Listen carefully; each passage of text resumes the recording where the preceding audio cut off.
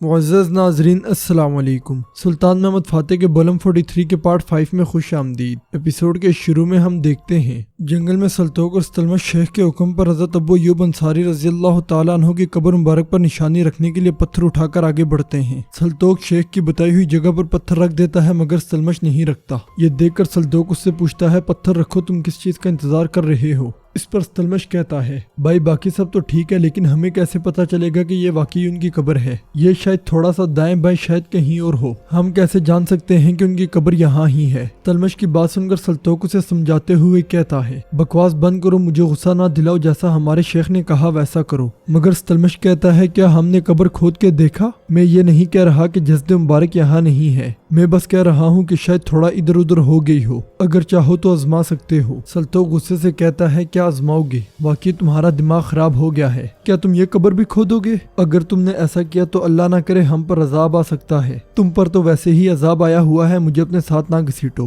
مجھے اپنے گناہ میں شریک نہ کرو۔ جواباً ستلمش کہتا ہے غصہ نہ کرو، میں بس یہ کہہ رہا ہوں کہ یہ پتھر ایک دو قبریں دور رکھ دیتے ہیں۔ سلطوق تمہیں پتا ہے شیخ افندی نے ایوب انصاری رضی اللہ تعالیٰ عنہ کی قبر قبلے کی طرف فوراً ڈھونڈ لی تھی، ہم چاہے پتھر کہیں بھی رکھیں وہ آ کر اسے ڈھونڈ ہی لیں گے۔ ستلمش کی باتیں سن کر سلطوق بہت تنگ ہو جاتا ہے اور غصے سے کہتا ہے حسبنا اللہ و نعم الوکیل، ایک ولی آیا اور اس نے کہا کہ یہ ہے وہ قبر۔ ستلمش کیا تم کہہ رہے ہو کہ وہ جھوٹ بول رہا ہے؟ ستلمش کہتا ہے میں یہ نہیں کہہ رہا کہ وہ جھوٹ بول رہا ہے، اگر قبر دیوار کے پاس ہے تو وہ آ کر اسے ڈھونڈ ہی لے گا، چاہے پتھر کہیں بھی رکھ دو۔ یہ ایک عظیم قبر ہے، اتنے برسوں کے بعد کیا صحیح جگہ ڈھونڈنا آسان ہے؟ مجھے اولیاء کی حکمت اپنی آنکھوں سے دیکھنے دو۔ سلطوق کہتا ہے اچھا ٹھیک ہے بھائی، جو کرنا ہے کرو، میں تمہارے ساتھ شریک نہیں ہوں گا۔ یہ سنتے ساتھ ستلمش پتھر اپنی مرضی کے مطابق رکھ دیتا ہے، پھر شیخ کی بتائی ہوئی جگہ کو سیدھا کرتا ہے اور سلطوق کا لایا ہوا پتھر بھی اٹھا کر اپنی مرضی کے مطابق رکھ دیتا ہے۔ اگلی صبح ہم دیکھتے ہیں کہ سلطان کہیں جانے کی تیاری کر رہے ہوتے ہیں، اسی لمحے وہاں جندارلی آتا ہے۔ جندارلی کو دیکھ کر سلطان پوچھتے ہیں کیا ہوا لالا؟ اس پر جندارلی کہتا ہے میرے سلطان، میں نے سنا ہے کہ حضرت ایوب انصاری رضی اللہ تعالیٰ عنہ کا مزار دریافت ہو گیا ہے۔ سلطان خوش ہوتے ہوئے کہتے ہیں آپ نے درست سنا، میرے رب نے یہ بھی ہمارے نصیب میں لکھا تھا، آپ نے اور کچھ کہنا ہے؟ اس پر جندارلی کہتا ہے ہاں میرے سلطان، میں نے عوام میں بھیس بدل کر گلاٹا شہر کا دورہ کیا، عوام آپ کی سخاوت سے بہت خوش ہے،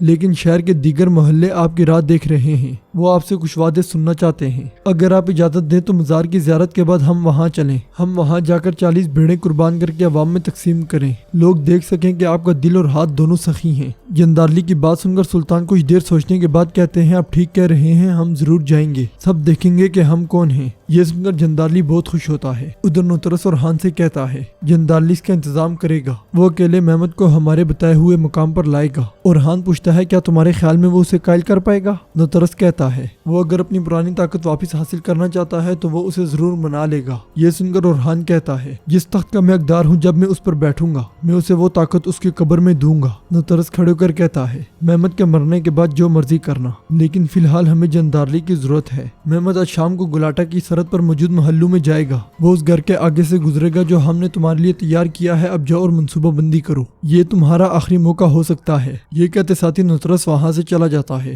دوسری طرف اسحاق اپنے خیمے میں چوغا پہنتے ہوئے بہادر بے سے کہتا ہے اتنے عرصے سے ذرا بختر پہننے سے میرے پورے جسم میں خارش اور درد ہو رہا تھا، خدا جانتا ہے اب مجھے کفتان کی قدر سمجھ آ گئی ہے بہادر پاشا۔ جواباً بہادر بے کہتے ہیں یہ میدان جنگ ہے پاشا، یہاں لباس بھی سخت ہوتا ہے، لیکن میرا خیال ہے کہ آپ کو اس کفتان کی عادت نہیں ڈالنی چاہیے۔ میں نے سنا ہے کہ فتوحات کے فرمان پر مہر لگا دی گئی ہے، پھر جس کے پاس مہر ہوگی وہی حکمران فیصلہ کرے گا، لہذا آپ کا نیا کفتان آج رات فرائض کی تقسیم کے بعد آپ کا انتظار کر رہا ہوگا، نیا صدر اعظم بننے کے بعد۔ اسحاق کہتا ہے بہادر پاشا کم از کم تم تو میرا مذاق نہ بناؤ۔ اس پر بہادر بھی کہتے ہیں میں وہی کہتا ہوں جو میں دیکھتا ہوں، آپ کا قد، آپ کا انداز، آپ کے بال، آپ کی داڑھی، کیا ہمیں آپ سے بہتر صدر اعظم مل سکتا ہے؟ اسحاق کہتا ہے اچھا اب مزید وقت ضائع نہ کرو، چلتے ہیں۔ یہ کہتے سنتے ساتھی وہ دونوں وہاں سے چلے جاتے ہیں۔ ادھر ایک گھر میں اورحان احسان کے ساتھ موجود ہوتا ہے۔ غدار احسان اس سے کہتا ہے میرے سلطان محمد اس گلی سے گزرے گا۔ اس پر اورحان کہتا ہے وہ آئے گا، ضرور آئے گا، جیسے جندارلی، جیسے اولو باطلی اور جیسے کارا مصطفیٰ،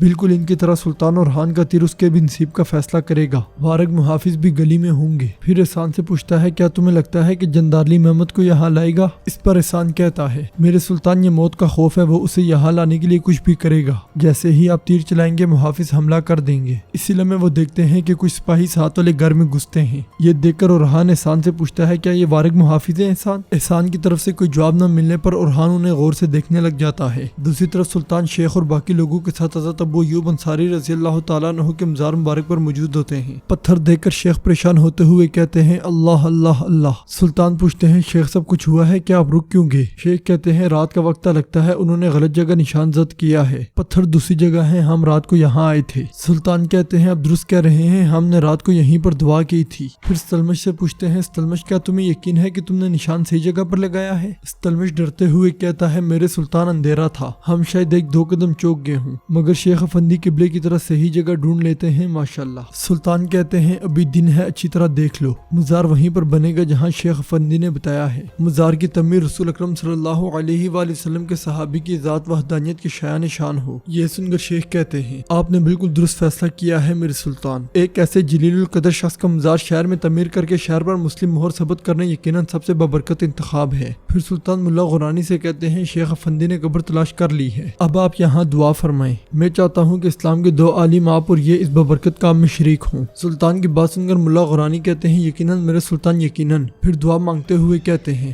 زمین و آسمان کے مالک عظیم رب، سب سے مہربان اور رحم کرنے والے جس کی بارگاہ میں کوئی مخلوق فراموش نہیں کی جاتی، جیسے کہ تو جانتا ہے ہم نے اس قبر کی مٹی کو رسول اللہ صلی اللہ علیہ وآلہ وسلم کے ایک صحابی کے سپرد کیا ہے فتح کے نشان کی امانت کے طور پر۔ یہ قبر محض ایک لاش کا مقام نہیں بلکہ ایک نیت، ایک فتح کا مقام ہے۔ یا اللہ ہم تیرے حضور حاضر ہوئے، ہمیں ابو ایوب انصاری رضی اللہ تعالیٰ عنہ کے کامل ایمان اور پاکیزہ دین کی پیروی کی توفیق دے۔ میرے رب اس شہر کو ان بندوں کے لیے بابرکت بنا دے جو ان کے راستے پر چلیں۔ یا اللہ ان کی روح کو سکون عطا فرما، ان کا مقام بلند کر اور ان کے دعوے کو دائمی بنا۔ ہمیں بھی ان لوگوں میں شامل فرما جو تیری رضا کے طالب ہیں، ہمیں بھی ان لوگوں کی طرح بنا جو نشان چھوڑنے والے ہیں اور تیری رحمت کے طالب ہیں۔ ملا غورانی کی دعا کے اختتام پر سب لوگ آمین آمین آمین کہتے ہیں۔ ادھر شہر میں فاطمہ باقی خواتین کے ساتھ لوگوں میں کھانا تقسیم کر رہی ہوتی ہے۔ اسی لمحے گنادیوس وہاں آتا ہے اور فاطمہ کو ترک لباس میں دیکھ کر حیران و پریشان ہو جاتا ہے۔ پھر کہتا ہے اچھا تو تم نے رائبہ کا لباس اتار دیا؟ فاطمہ کہتی ہے ہر کوئی اپنی اصل کی طرف لوٹتا ہے گنادیوس،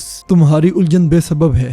گنادیوس کہتا ہے تم میری سب سے بڑی مایوسی ہو۔ فاطمہ کہتی ہے سب کچھ تمہاری سوچ سے آگے نکل چکا ہے، میرے خیال میں یہی سب سے زیادہ الجھن پیدا کر رہا ہے۔ گنادیوس کہتا ہے میں یہ سوچ بھی نہیں سکتا تھا کہ سلطان محمد ایک عورت کو جاسوس بنا کر میرے پاس بھیجے گا۔ فاطمہ دیگر خواتین کی جانب دیکھتے ہوئے کہتی ہے میں وہ واحد نہیں ہوں جسے تم دیکھ نہیں سکے، یہ سب اس مشکل کام میں میرے ساتھ تھیں، یہ سب مسلمان عورتیں ہیں جنہوں نے خود کو اسلام کے مستقبل کے لیے وقف کر دیا۔ فتوحات کا ادھر بھی شروع ہوا ہے گنادیوس تمہیں مسلمانوں کی حکمرانی کی عادت ڈالنی ہوگی، سلطان محمد کی جانب سے دیا گیا پادری کا منصب تمہارے لیے ایک عظیم تحفہ ہے، مجھے امید ہے کہ تم اس کی قدر جان پاؤ گے۔ گنادیوس کہتا ہے میرا ارادہ نہیں ہے کہ سلطان کے احکامات کی خلاف ورزی کروں۔ فاطمہ کہتی ہے یہی بہتر ہوگا کیونکہ یہاں ان زمینوں میں کوئی بھی فتح سلطان محمد کے خلاف جا کر حاصل نہیں کی جا سکتی۔ دوسری طرف خضر چلیبی علی بے کے ساتھ آگے بڑھ رہے ہوتے ہیں۔ اسی لمحے سپاہی بورسا کے قاضی کا خط لے کر وہاں آتا ہے۔ خط پڑھنے کے بعد خضر چلیبی بہت زیادہ پریشان ہو جاتے ہیں، پھر غصے سے کہتے ہیں کیا اس قاضی کو اپنے فرائض کا علم نہیں، وہ نہیں جانتا کہ سلطان کا حکم کیا ہے؟ علی بے پوچھتے ہیں کیا ہوا ہے خضر چلیبی کہتے ہیں ہم نے بورسا کے قاضی کو ترکمانوں کو بھیجنے کا کہا تھا مگر اس نے بہانوں کی فہرست بھیج دی، وہ کہتا ہے کہ ترکمان ہجرت نہیں کرنا چاہتے، وہ کھیت چولہا قبرستان ہر طرح کے بہانے بنا رہا ہے۔ علی بے مسکراتے ہوئے کہتے ہیں ترکوں نے وہی کیا جو ان سے توقع کی جاتی ہے شیخ افندی، غصہ مت کریں، جن باتوں کا آپ نے ذکر کیا وہ ترکوں کا دل ہے، انہیں شہر کی سمجھ نہیں ہے، یہی وجہ ہے کہ وہ سلطان کے حکم کو سمجھ نہ سکے۔ جواباً خضر چلیبی کہتے ہیں میں ان سے ناراض نہیں ہوں علی بے، مجھے بورسا کے قاضی پر غصہ ہے، ہم جیسے اس سے رائے مانگ رہے ہوں وہ خود نہیں آیا بلکہ ایک جواب لکھ کر بھیج دیا۔ علی بے کہتے ہیں ہم بھی ترک ہیں قاضی افندی، آپ جب یہاں قاضی بنے تھے تو ترکوں کا رویہ کیسا تھا؟ جو ترک زبردستی آئیں گے وہ یہاں اپنا دل نہیں لگائیں گے قاضی افندی، آپ ان لوگوں سے شہر نہیں بسا سکتے، شہر بسانے کے لیے وفادار دل درکار ہوتے ہیں، انہیں بتائیں کہ حضرت سلطان ابو ایوب انصاری رضی اللہ تعالیٰ عنہ کی قبر یہاں ہے، پھر دیکھیے گا کہ وہ کیسے آئیں گے۔ یہ کہتے اور سنتے ساتھ ہی وہ دونوں آگے بڑھ جاتے ہیں۔ ادھر جیو کو سلطان کے سامنے پیش کیا جاتا ہے۔ جیو سلطان سے کہتا ہے میں آپ کو مبارکباد پیش کرتا ہوں سلطان، میں اپنے لوگوں کی طرف سے خوشیوں کی بشارت لایا ہوں۔ پھر سونے کے سکوں سے بھرے ہوئے صندوق کی جانب دیکھتے ہوئے کہتا ہے کہ میں چاہتا ہوں کہ آپ یہ فتح کا تحفہ قبول کریں سلطان حضرت۔ سلطان اس کا شکریہ ادا کرنے کے بعد کہتے ہیں ہم دونوں جانتے ہیں کہ تم یہاں صرف اس کے لیے نہیں آئے ہو بلکہ تمہاری اصل پریشانی یہ ہے کہ تم جاننا چاہتے ہو کہ گلاٹا کا کیا ہوگا۔ جیو کہتا ہے سلطان گلاٹا کے لوگوں نے فتح کے دوران جو کچھ بن پایا وہ سب کیا،